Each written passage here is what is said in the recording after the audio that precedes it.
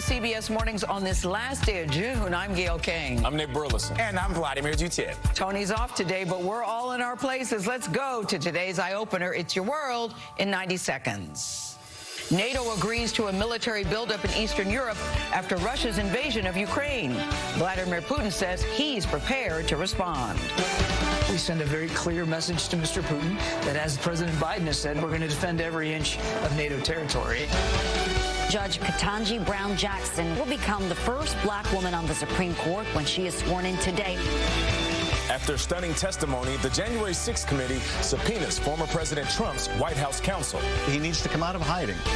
He needs to do his patriotic duty. Disgraced R&B superstar R. Kelly is sentenced to 30 years in prison after his sex trafficking conviction. This man is a prolific serial predator. The FCC says it wants Google and Apple to remove TikTok from their app stores over China-related security concerns. A 34-year-old man is recovering after being gored by a bison at Yellowstone National Park.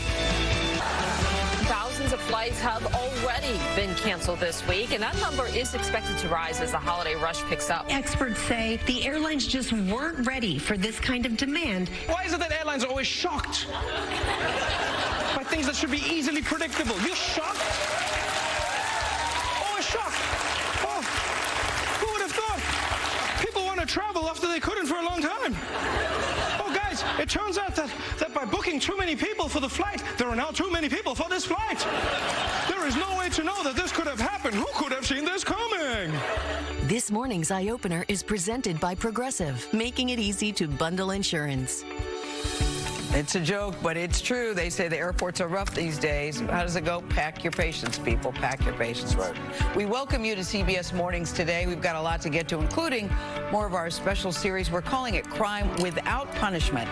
We're going to take you to Jackson, Mississippi, where police say they are overwhelmed by an avalanche of murder cases. Victims' mothers tell us about their frustrations, too, waiting for justice. And in some cases, they've been told to, listen to this, solve the crimes themselves. Plus, David Begnaud has a touching story to mark the end of Pride Month. He talks with one mother whose journey to acceptance started a movement. She admits she turned away her son when he came out to her. So many kids who were gay don't even have the courage to say it to their mother. He did, and you still didn't welcome it. He was sharing the most tender, intimate part of himself, and I denied him that. See how she then had a dramatic change of heart and inspired thousands of other moms. Can't wait for that. But let us begin overseas, where President Biden is sending a stark message to Russia and Vladimir Putin. President Biden is announcing the deployment of more U.S. troops to Europe. The move is a declaration that Russia is a direct threat, and it's part of the biggest shift in NATO defense priorities since the end of the Cold War. President Putin says his military will respond in kind to any threats from NATO countries. Nancy Cordes is at the NATO summit in Madrid. Nancy, good morning. So what else is NATO doing to respond to Russia's invasion of Ukraine?